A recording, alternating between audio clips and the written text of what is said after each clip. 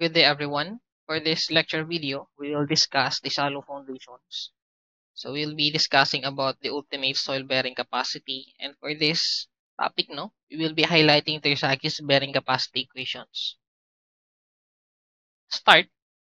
Foundations are structural elements like beams and columns, which are designed to transfer building loads safely to the underlying ground. They must satisfy the following two design criteria. So una dyan is the bearing capacity. So there must be no failure within the surrounding soil. Soil failure would jeopardize the integrity of the foundation.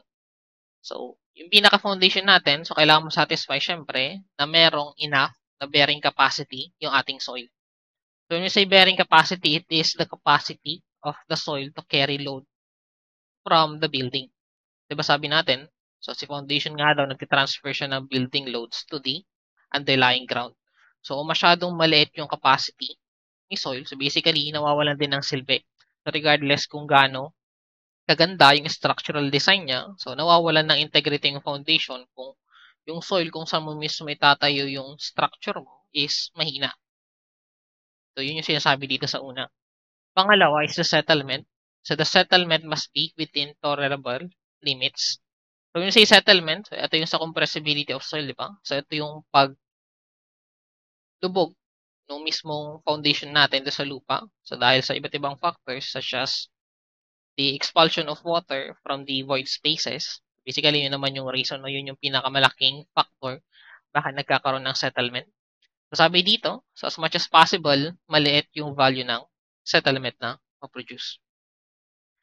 The load per unit area of the foundation at which shear failure occur in soil is called the ultimate bearing capacity. So, the load per unit area, basically, when you say stress kasi, so basically that's force over area, no? So, that's load per unit area.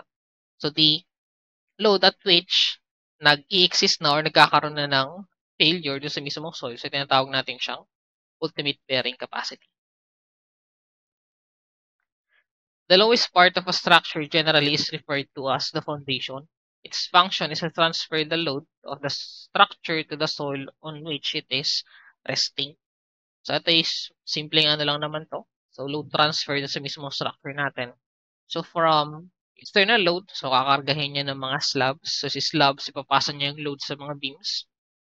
Si beams, ipapasa niya sa mga columns. And then si columns, pasa niya kay foundation. And then si foundation yung magta-transfer ng lahat ng load na yan papunta dun sa underlying soil. A properly designed foundation transfers the load throughout the soil without overstressing the soil. Overstressing the soil can result in either excessive settlement or shear failure of the soil, both of which cause damage to the structure. Thus, the bearing capacity of soil must be evaluated. So, depending on the structure and soil encountered, so various types of foundation are used. So, actually, apat lang ata yung nalagay ko dito, pero meron pa tayong iba't ibang klase naman, no? Hindi lang limited dito sa nalagay ko sa presentation natin. So, una dito is yung tinatawag nating spread footing. So, when we say spread footing, is simply an enlargement of the load-bearing wall or column that makes it possible to spread the load over the structure, or the load of the structure over a larger area of the soil. So, basically, ito yung soil, yung pinaka-column natin, di ba? So, dun sa formula ng ating stress, palit lang ako ng kulay. So, diba, pag sinabi nating stress, kasi sigma is equal to P over A. So, para mapalit natin yung stress na na-experience ng mismong soil natin dahil dun sa load, so, kailangan natin palakihin yung area. So, kung papansin nyo yung design ng ating mga foundation, so, ito yung column, tapos i-enlarge natin siya dito. Kasi kung hindi natin in-enlarge dito, so technically parang column na siya tapos rekta dun sa ground. So masyadong malaki yung stress na mapuproduce since di naman hamak na mas maliit yung area ng column kumpara dun sa footing. So naglalagay tayo ng footing dito para ma-distribute into a larger area yung loads galing dun sa structure natin. So dito meron tayong tatlong klase pa ng spread footing. So spread footing is actually tinatawag din natin siyang isolated or single column footing. So, sa isang footing, meron lang isang column na nandoon. So, meron unang klase dyan, pad footing. So, ito yung medyo common na klase ng isolated footing. Another is the step footing. So, tinawag siyang step kasi para siyang hagdan dito na meron siyang step. And then, slope footing. So, instead of making step, so ini-slope na lang natin siya. So, yung reason bakit ginagawa itong mga to, so discuss na natin pagdating dun sa mga code provisions. No? Next type is the mouth foundation. So, in soil with low load-bearing capacity, the size of spread footings required is impractically large. In that case, it is more economical to construct the entire structure over a concrete pad. So, kung papansin nyo dito, pinagkaiba niya dun sa spread footing or slated footing. So, dun kasi, isang footing, isang column lang.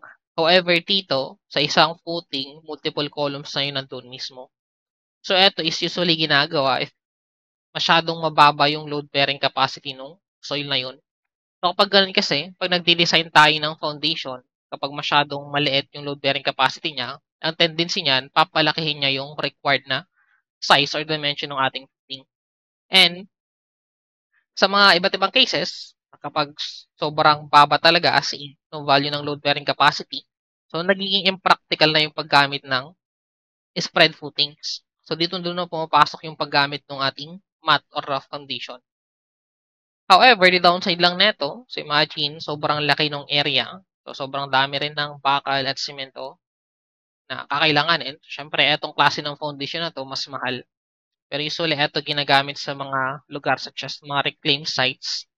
So, reclaimed sites, para siyang mga dating part ng dagat tapos sinabunan lang. So, kung mga ganong klase kasi ng site, so, kalimitan, tabon lang na buhangin. So, medyo mahina talaga yung bearing capacity ng mga soil sa mga lugar na yun. So, usually, ito yung ginagamit dun sa mga yun, no? Another is the pile foundation. So, piles are structural members that transmit the load of the superstructure to the lower layers of the soil. According to how they transmit their load into the subsoil, so piles can be divided into two categories. So, friction piles and bearing piles. So, ito naman ang nangyayari. So, pag masyadong maliit din yung load-bearing capacity ng soil, so aside from using the mat foundation, so pwede rin gumamit ng pile foundation.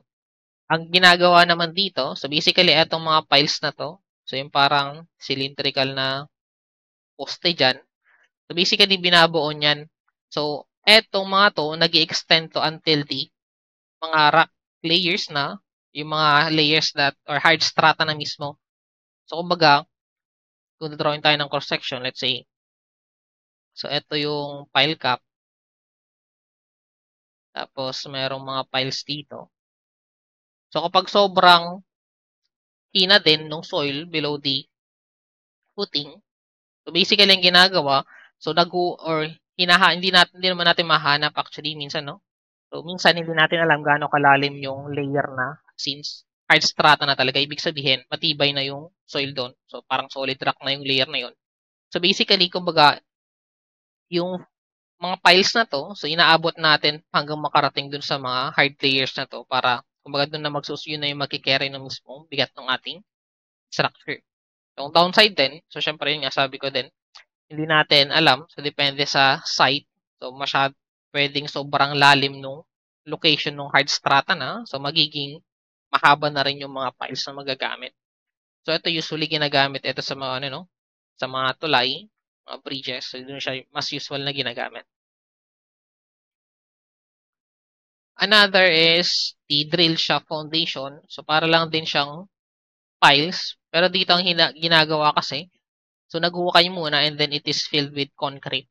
So, a metal casing may be used while the shaft is being drilled, while the casing may be left in place or may be withdrawn during the placing of concrete. So, parang din siyang pile. However, so dito, so dun sa pile foundation kasi, kumbaga, pinabaon na mismo yung mga pile na to dun sa lupa. Di ba sabi dito meron dalawang category, so friction piles, tapos end bearing piles. So, when we say friction piles, so let's say kung eto si natural ground line, so let's say ibabaon yung isang pile dyan. So, habang binabaon nito, yung pile na yan, so, dumarami rin or lumalakas din yung friction na na-experience nung mismong area or yung perimeter nung piles na yan. So, kapag sobrang laki na, so, syempre, let's say masyadong mahaba na yung nabaon na part ng pile, so, malaki na din yung friction na nag-o-oppose dun sa pagbuo na yun. So basically, kapag sapat na yung friction na yun, so pwedeng gamitin na rin. So hindi naman necessary na nakapatong etong bottom ng file natin sa hard strata. So pag yun, actually yung tinutukoy natin na end-bearing files, yun kapag nakapatong mismo dun sa hard strata na yung dulo ng files natin. Pag sinabi naman nating friction file, so the friction around the area na mismong ito. So yung area dun sa mismong file natin, sa pinaka-surface area niya, so syempre, kikis-kis yan dun sa mismong soil natin. So kapag sobrang laki na ng value ng friction, so it can support na deload ng structure natin.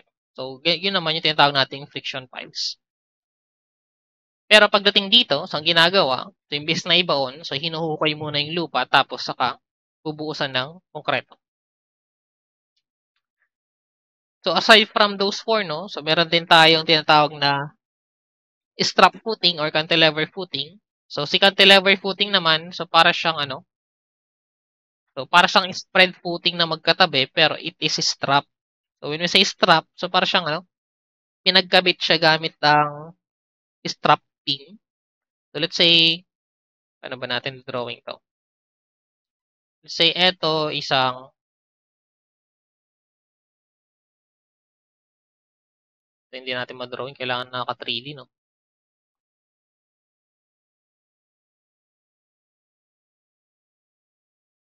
Oops, sorry. Kailan natin? Hindi nakasentro yung yun yung sa strap footing. Then nakalimutan ko kasi magka-touch.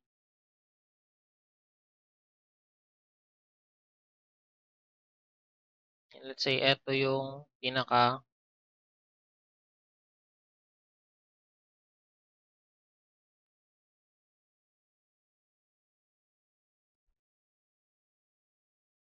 siguro 2D na lang, no? Medyo mahirap ang drawing.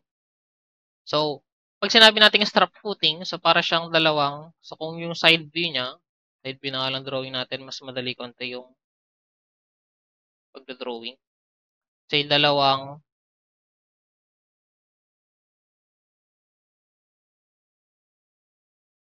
so ang ginagawa dito, so meron nagkukonek sa kanila na strap pin. So, nakastrap sila with each other. So, kaya tinawag siyang strap pin. And then, meron ding, ano pa bang ibang klase? So, meron ding wall footing. So, when you say wall footing, so para siyang wall na merong footing. So, parang ganito din yung itsura ng cross-section area niya, pero hindi column yung nandito sa gitna. So, para siyang wall yung nandun mismo. So, pag sinabi nating wall footing, so parang ganito naman siya. So, at least ito medyo mas madali i-drawing.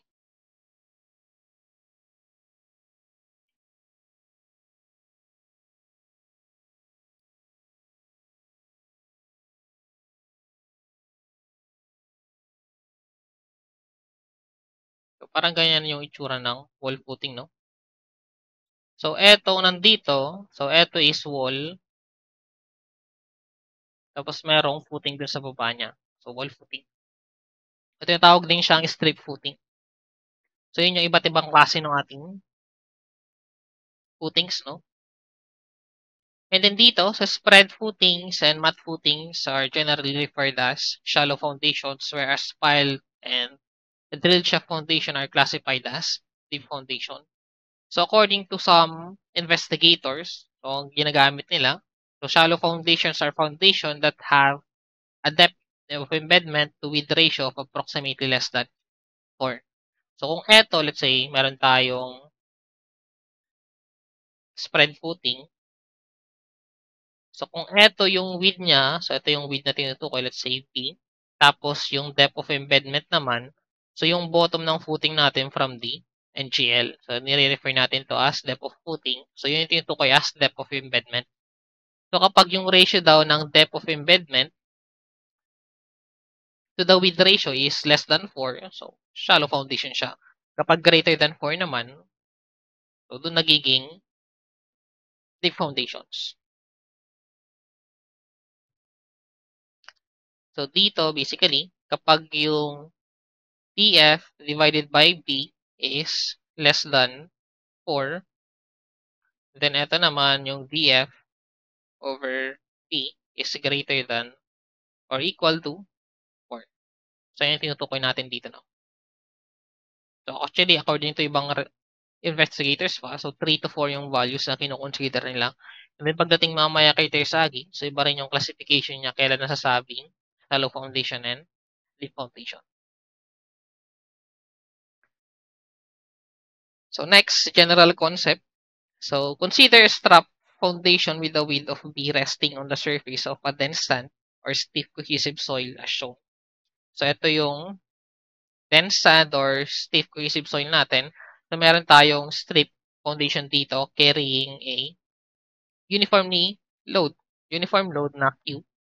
So, yung width ng footing natin is P.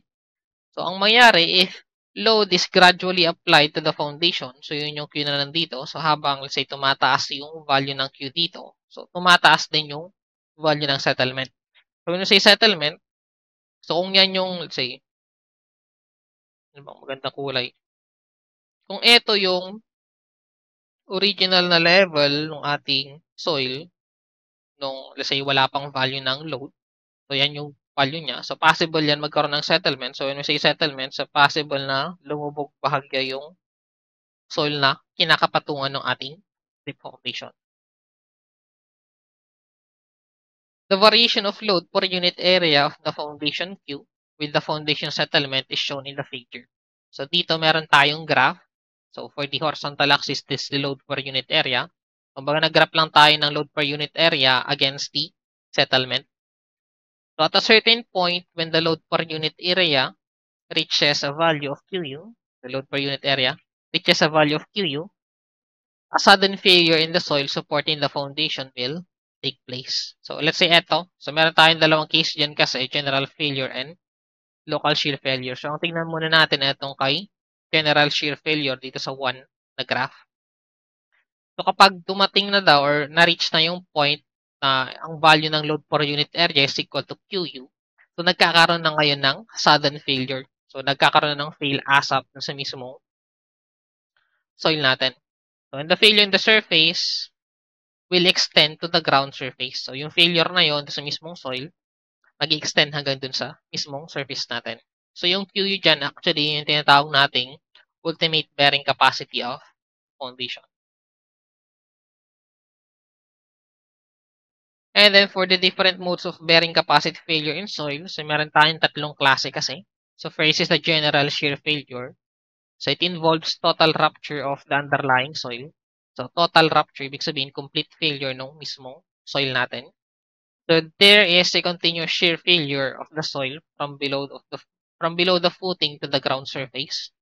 So, when the load per unit area is plotted versus the settlement of the footing, so there's a value at which the foundation fails. So, solid circle. So, ito yung tinutukoy niya. So, ganun pa rin pa-plot natin si load per unit area against the settlement. So, at the value ng QU, so ito yun. So, yun yung tinutukoy natin as the ultimate bearing capacity. So, that is the value ng load per unit area at which the foundation fails. So, the ultimate bearing capacity has been defined as the bearing stress that causes the catastrophic failure of the foundation.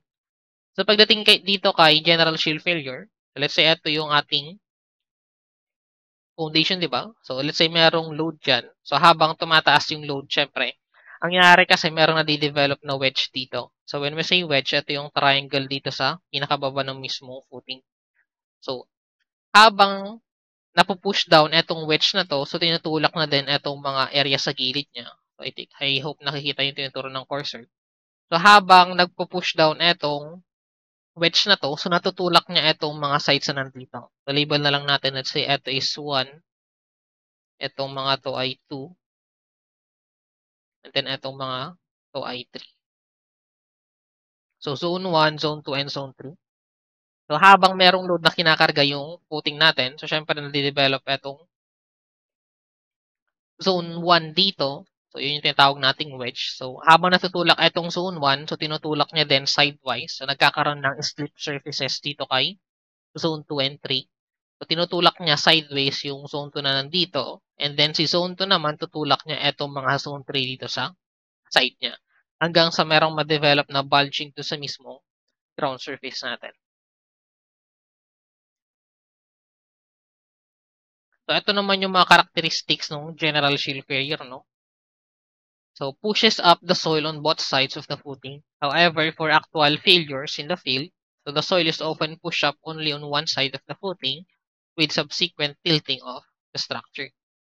So, pagdating kay general shear failure, so it has a well-defined failure pattern. So, kita naman dito, no? So, si wedge na to, tutulak niya itong mga zone 2. Si mga zone 2, tutulak niya si zone 3. So, basically, yun yung failure pattern niya, which is well-developed, well-defined naman siya. Pagdating do sa failure load, so basically, well-defined din siya. And then, there's a tendency for the soil adjustment or the soil adjacent to the foundation to bulge. So, dahil nga dun sa tinutulak ni Zone 1, si Zone 2, si Zone 2 tutulak ni si Zone 3, so nagkukos yan ng bulging dun sa mismo ground surface natin. And then, failure is sudden and catastrophic. So, ito yung mga biglaan na klase ng failure.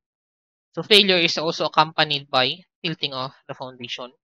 And it generally occurs on stiff clay, dense sand, dense sands at shallow depth.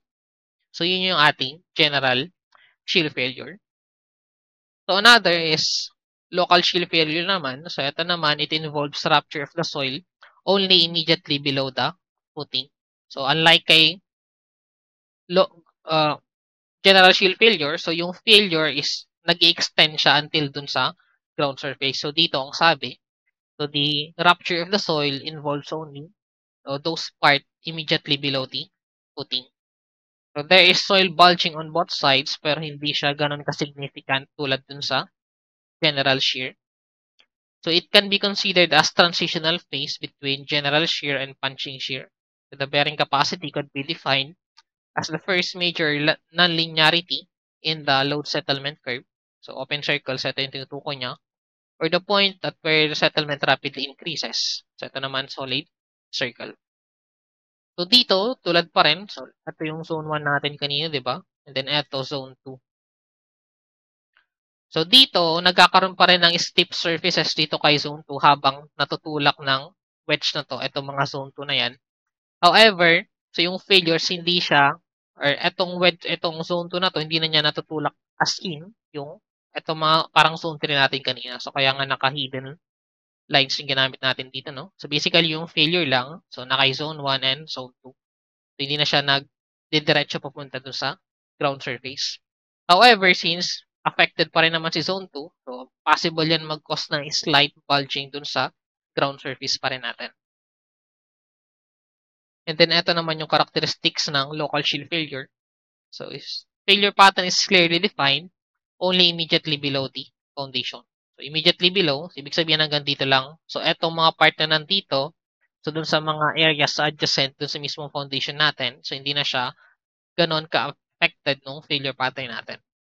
Then, failure load not well defined. So, there's visible bulging on the sides of footing. So, there is no catastrophic collapse. Tilting of foundation may or may not occur depending on the degree of denseness and relative density. So, intermediate mode of failure with characteristics of both general shear failure and punching shear failure. And it generally occurs in medium stiff clay, medium dense sands, or at shallow or deeper depths. That is the second mode of bearing capacity failure. Third one is the punching shear failure. So, it does not develop distinct shear forces, shear surfaces associated with general shear failure. So, dito, ang napuproduce lang actually is yung pinaka-wedge, no? Yung parang zone 1. So, hindi na nag-produce ng slip surfaces unlike kay general and local shear failure. So, for punching shear, the soil outside the load area remains relatively uninvolved and there is minimal movement of the soil on both sides of the footing. So, since wala na slip surfaces, so basically, yung failure lang lies at the bottom lang mismo, ng mismong footing natin. So, dito lang siya sa baba. Ito lang wedge na to yung failure surface natin. So, the process of deformation of the footing involves compression of the soil directly below the footing as well as the vertical shearing of the soil around the footing. So, yung deformation na yon, so ito lang mismo. So, yung footing below or directly below the mismo, yung soil or yung failure lang mismo is nandun lang sa soil directly below the footing. And then, sabi dito, so the soil around the footing, so nagkukos din siya ng shearing Basically, eto yung perimeter ng ating footing, di ba? Siyempre, habang merong load dyan, so nagkakaroon nga ng settlement, so medyo lumulubog etong footing natin. So, merong shearing dun sa sides ng mismong footing natin. So, bearing capacity is often defined as the first major non-linearity in the load settlement curve. So, ipa-plot natin yung load per unit area against the settlement. So, kung saan yung first na non-linearity, sabihin, so ito hindi non-linear yung graph natin. So, yun yung Q1 natin or pwede rin siyang itong solid circle. So, kapag sobrang laki na or sobrang laki ng pag-increase na ng settlement kahit sobrang late lang yung tinadagdag na load per unit area. So, ganun din pala dun kay local shield failure kanina, no? So, yung first non-linearity or the rapid increase in the settlement. So, pataas yung value ng settlement kahit konti lang naman yung nadadagdag na load per unit area. So, for the punching shear characteristics, so not easy to observe, not well defined. Failure load, not well defined. So, there's a continuous increase in vertical load with the vertical movement of footing. So, this means that ultimate load is clearly evident. So, no bulging. So, soil outside the area is not affected kasi nga wala ng slip surfaces. Failure is not catastrophic and then no tilting. So, it generally occurs on soft clays, loose sands at shallow or deeper depths. So, dito basically nangyari kay punching shear, no? So, parang napapunch lang yung mismong footing natin sa mismong soil. So, bumabaon lang siya mismo as in. So, kaya nga dito, di ba, usually nag-occur daw siya kay soft clays and loose sand. So, ito yung medyo malalambot or medyo maliliit yung bearing capacity na soil. Na kapag, say, parang pag binaon mo, let's say, pag binaon natin yung footing, so, parang tatagos lang siya mismo. Hindi naman mismo tatagos. So, parang magpe-penetrate lang siya mismo dun sa soil natin.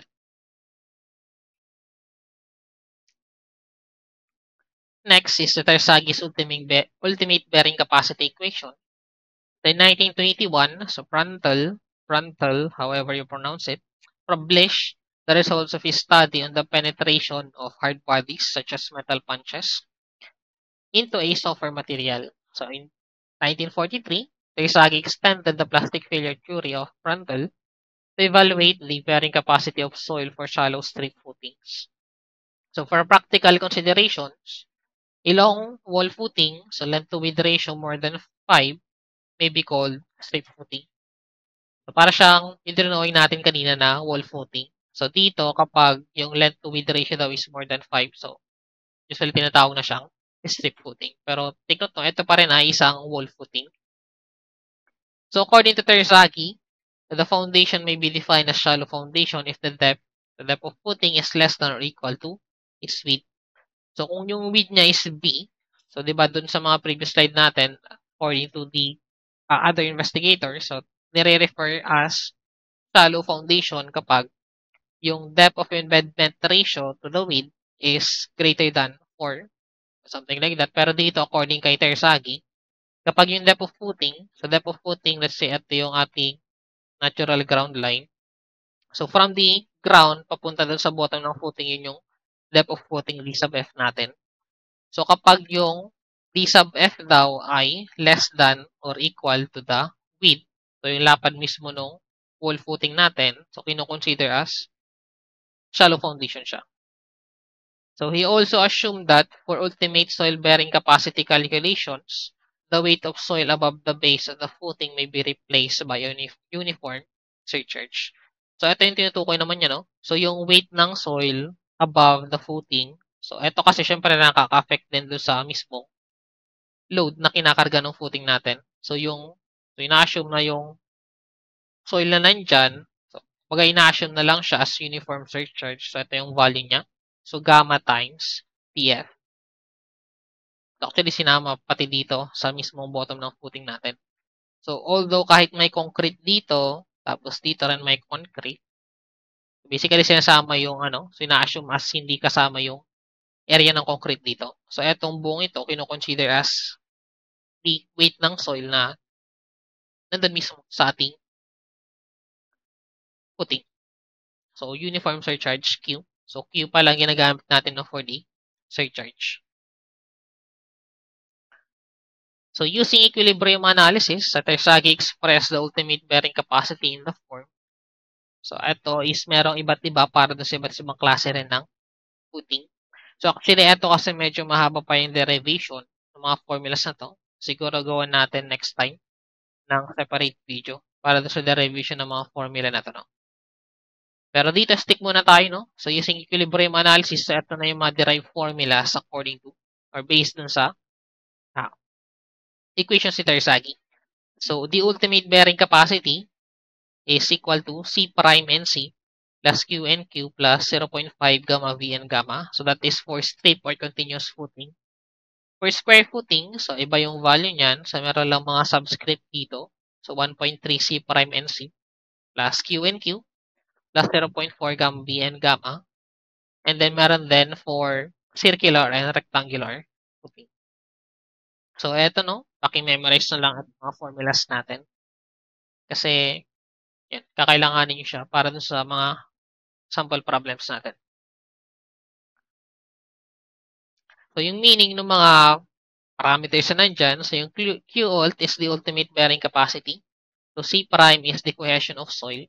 It is taken as the QU over 2. So, QU is the unconfined compression strength. So, para siya yung dun sa value kay unconfined compression test. So, yung QU dun. So, yun din yung tinutukoy natin dito. And then, gamma is the unit weight of soil. And then, Q, the surcharge is equal to gamma dF. And then, yung NC, NQ, tapos N gamma, so ang tawag natin dyan ay mga bearing capacity factors that are non-dimensional and are function only of the soil friction angle. And then B is the dimension of each side of foundation. Or for circular footing, it is equal to its diameter. So kapag rectangle or say square, so yung pinaka-width niya, yun na yung B. However, kapag circular, so yung B is taken as equal to the diameter ng ating circular footing. So, pagdating kay local shear failure, so actually merong reduction na mangyayari, no? So, yung mga shear parameters natin. So, eto na yung gagamitin. So, take note pala, no? So, dito, meron pa kasi, balik tayo sa mga formula na to. So, let's say eto. So, C prime. So, when we say C prime, yung mga cohesion na yun is actually based na kay effective stresses. So, kapag may na-encounter kayo na C lang yung ginamit, so basically yun ay based naman sa mga total stresses. Pero dito kasi ang ginagamit na natin is the effective stresses kaya merong prime. So, dito naman, kung may makita kayong barred C prime, so ibig sabihin that is the cohesion naman considering local shear failure. No? So, si C or barred C prime is equal lang kay 2/3 C prime. Ganun din kay tan barred P prime, so equal siya kay 2/3 tan P prime. So, ito is reduction na ginagawa kapag local shear failure or local shear yung klase ng failure dun sa problem natin. Pagdating dun sa ating bearing capacity factors, so ito yung mga yun. So, for NQ, so I forgot to change this. So, this is NQ then. Dapat. Palitan lang natin. May typo.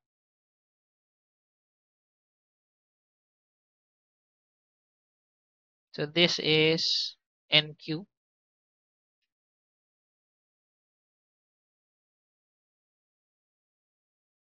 Yan. Lang, pangit. Bakit nakaganyan?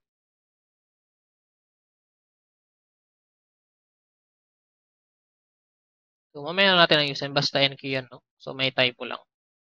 So, for Resner, 1924, so NQ, so the tan squared, pwede din ng 45 P prime over 2. So, si P prime, by the way, no? So, ito rin yung angle of internal friction kay shear. So, times e raised to pi tan P prime. So, hindi ito naka-raise, no? Naka-multiply yung e raised to pi tan P prime dito sa tangent squared natin. So, according to Krizek, so, ito yung value ng NQ. So, 50 plus 5C prime or 5P prime over 40 minus P prime. So, according naman ko Tersagi, so, eto, yung formula niya, medyo mas mahaba, no? So, 1.5 pi minus P prime. So, eto, by the way, kasi, si P prime, di ba, naka-decrease siya? Parang nagkaroon ng conversion pupunta kay region mode. Pero eto, no? kahit di na naka-written mode yung calculator nyo, so na-convert naman na. So, pwedeng rectang input na lang sa calculator kapag ito yung ginamit na formula. So, next, pagdating kay NC, so, Prandtl. So, actually, etong mga to naman, so, si Prandtl kasi yung nauna, 1921. Pero etong mga formula ng NQ na to, pati kay Resner tapos kay Tersaghi, basically, yun na yung ginamit na value ni, or ginamit na formula ni Prandtl din. So, kumbaga, continuation lang kasi yung nangyari na studies, no? Kumbaga, yung study ni Prandtl sa tinuloy ni ganito, ni ganyan. Pero dito nag-originate, no? So, si NC, so NQ minus 1 cotan phi prime. And then, ito is according to Krizek. Then, para naman kay N gamma, so Vesic, Meyerhof, and then si Terzaghi. So, si Vesic, is 2Q, 2 times NQ plus 1 tan phi prime. And then, ito naman kay Meyerhof. So, pagdating sa pagkukompute, no, ng ultimate bearing capacity, so pagdating doon sa formula natin, let's say doon sa strip footing or ball footing, so di ba yung formula natin ay CNC or C prime NC plus QNQ plus 1 half gamma BN gamma. So yung mga, let's say ito yung gamma na nandoon din. So N gamma. So ito yung mga tinutukoy natin as bearing capacity factors, no? So kapag hindi binanggit anong klase ng formula ang gagamitin for N gamma, so by default, usually talaga ang ginagamit is si Vesic. So take note of that, no? If ever na hindi nabanggit sa mga problem, so usually ang ginagamit si Vesic. So pag sinabi Meyerhof, edi gamitin si Meyerhof. So pagdating kasi kay Terzaghi, so yung mga formulas niya, meron ng nagawang table, no? So actually, meron tayong table sa mga next slide. Pero dito muna tayo. So itong N gamma ni Terzaghi, so ito yung formula niya. And then si Kp sub K sub P gamma. So actually, this is the same Kp. So yung passive coefficient dun sa may ano, sa may lateral earth pressure natin, so yung Rankine passive, so yung K sub P doon, which is equal lang to, so 1 plus sine phi over 1 minus sine phi. Tulat ko na lang. So yung Kpy is taken as 1 plus sine phi over 1 minus sine phi. So ito yung Rankine earth pressure, dun sa Rankine earth pressure theory. So yung mga K natin doon. So yun din yung ginamit dito sa formula ni Terzaghi. However, so yung ginamit kasi ni Terzaghi, no, based sa mga values sa table, so more on graphical yung ginamit niya kasi. So hindi niya as in binanggit ano yung exact formula na ginamit niya.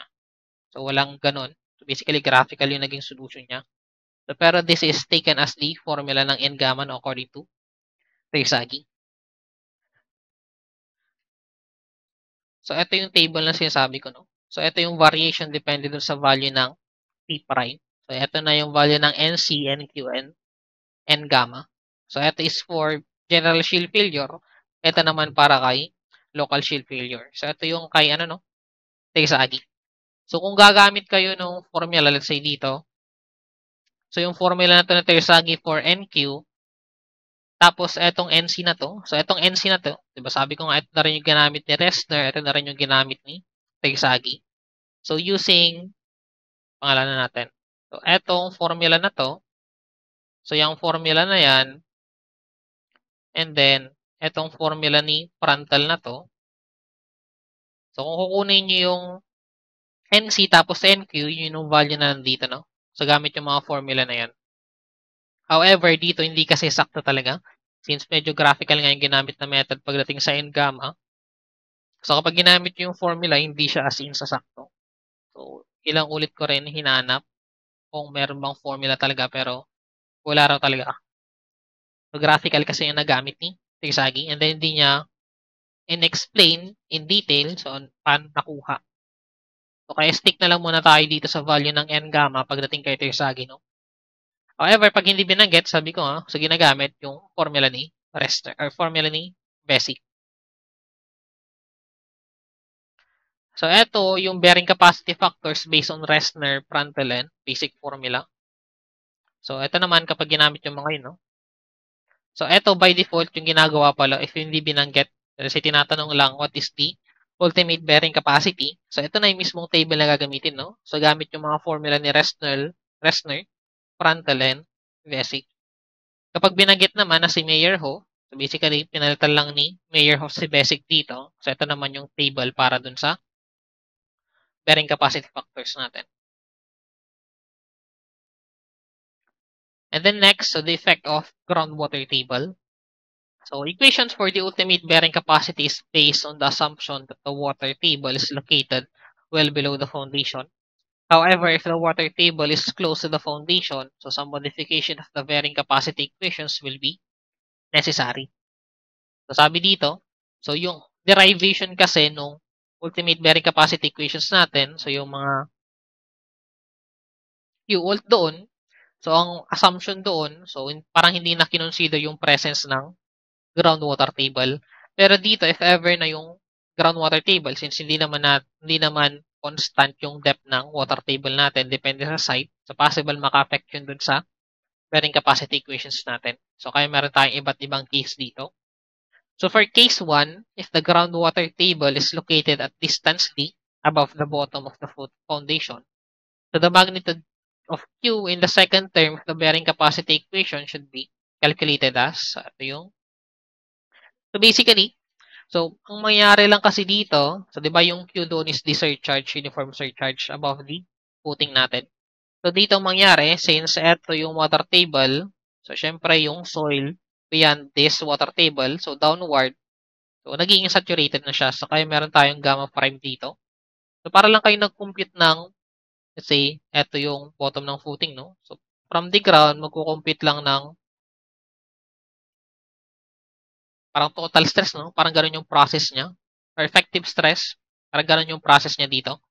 So basically, eto kasing height na to, so yan yung df minus d. So yun yung nasa loob ng parenthesis na to. So df minus d. So basically, sa layer kasi na to, so above the water table, so gamma yung unit weight. So gamma times yung height na yan, plus, so gamma prime. So gamma prime kasi effective yung kailangan natin. Kasi take note, di ba, naka-prime yung mga C natin, yung phi. So dapat based on effective stress yung gagamitin natin. So basically, gamma prime is gamma sat minus gamma ng water. So multiply ng depth na D measured from the bottom ng ating footing. And then, so the value ng gamma in the last term of the equation has to be replaced by gamma prime. So di ba yung last, let's say for example, dun sa strip footing, so yun na dun kasi 0.5 or that's 1 half gamma B and gamma. So sabi dito, so kapag ganito yung case, ang mangyari, so itong gamma na yan magiging gamma prime. Kasi nga, so saturated na yung bottom ng ating footing. And then, case 2. So ito naman kapag yung groundwater table coincide with the bottom of the foundation. So the magnitude of Q is equal to gamma times TF. So actually walang mangyari, no? Since dito, yung mismong groundwater table natin, so syempre yun nandito kung ano yung gamma ng soil na nandyan. Tapos ang saturated lang from the bottom ng footing downward. So kaya gamma times DF pa rin. And then, so yung value ng gamma dun sa last term, dun sa 0.5 gamma B and gamma kapag tingkay strip footing, so mapapalitan ulit ng gamma prime. And then next, so case 3. So if the groundwater table is located at distance D from the bottom of footing such that yung D dito is less than kay width pa ng footing. So diba sabi kasi ni Tersagi, so mako-consider as shallow foundation kapag yung depth of footing is less than dun sa width ng mismong foundation natin. So dito, below the bottom of the foundation, the magnitude of Q, the second term will be replaced by gamma times TF. So yung Q doon, still wala namang presence ng water from ground until the bottom ng footing. So walang mangyaring modification dun sa Q natin. However, dun sa gamma, so yun yung mapapalitan actually. So yung gamma B kasi doon, ang derivation niya, so basically gamma times B, so walang presence ng water table. Pero dito, papalit nga ako ng kulay. So considering depth until, say, eto is depth na. So yung total depth na yan, so itong point na to from the bottom ng footing, so ito yung parent. So, ito yung hinahanapan natin ng value ng gamma B, no? So, basically, para mahanap yun, so this is gamma. So, etong layer na to, so above the water table, so gamma pa rin yung unit weight niyan. Pero below, so syempre gamma sat na. So, magkakaroon ng presence ng effective, so gamma prime.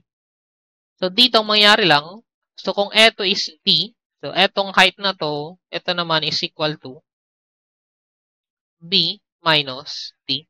So, para ka lang din, so parang same process yun sa pagkukumpute ng effective stress. So, from the bottom ng footing natin until this point, so that's gamma times D. So, ito yun, gamma times left height na to, plus gamma prime. Kasi nga, so yung shortcut, di ba? Doon sa pagkukumpute ng effective stress, gumagamit na tayo ng gamma prime. So, gamma prime quantity B minus D. So, ito yung gamma natin, no? So, dito, tinanggal natin yung gamma B doon. So, basically, yan. So, ito yung value na niya. So, dinivide natin. So, para lang makuha yung value ng gamma average. Pero, actually, kung medyo hindi masyadong nagigets sa itong part na to, no? So, try natin padalhin na lang pagdating dun sa sample problems natin. So, para mas magets yung principle natin, no? And then, last, so, distance D such that P is greater than or equal to B na. So, ito na yung lampas dun sa mismong. So, kung ito yung depth na to, so, kung let's say ito is depth na B, so, kung mas malaki na si D kaysa kay B dito, so, parang siya na yung original assumption, no? So, nawala ng modification dun sa mismong bearing capacity factors natin. So, Q is equals to gamma BF, and then si gamma average is equal na kay gamma. So, wala nang mangyaring modification kasi ito yung original na assumption dun sa pag-derive ng formula na yan. And then next, so bago tayo mag-sample problem, so factor of safety. So, once the ultimate bearing capacity of foundation is computed, it is necessary to determine the allowable bearing capacity, so Q allowable, which is the load per unit area of the foundation applies on the underlying soil when the structure is constructed. So, allowing for an adequate factor of safety, so Fs, Q allowable is defined. So, basically dito, sa pagdating kasi kay design, di ba, since structure to, so hindi naman natin pwedeng gamitin yung total strength niya. So, nagkakaroon tayo ng reduction. So, doon papasok yung ating factor of safety. So, kumbaga, si factor of safety, sasabihin niya, di-divide mo si Q walt ng factor of safety para yun yung tinutukoy nating allowable bearing capacity. Kumbaga, ito lang i-consider natin as strength niya. Where in fact, so ito yung total strength talaga niya. Kasi pagdating sa structure, so bawal naman natin gamitin yung total strength ng structure natin, foundation natin. Kasi, kumbaga, kung ginamit mo yung total strength sa pagdi-design, so basically wala ka ng allowance. So, any external factor, so let's say kahit siguro may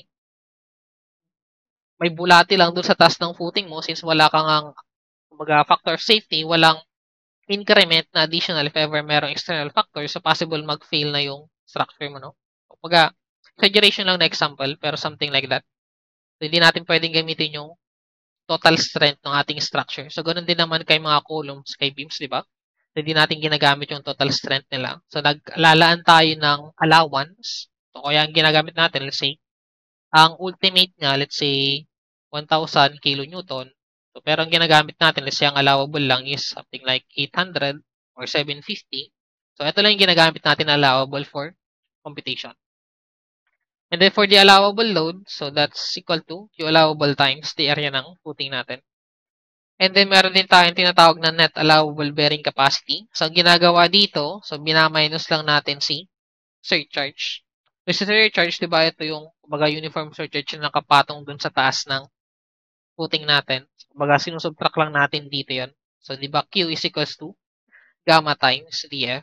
So, syempre, yung weight ng soil above the footing, nakaka-apekto rin siya dun sa ultimate strength or sa parang total load capacity ng ating footing.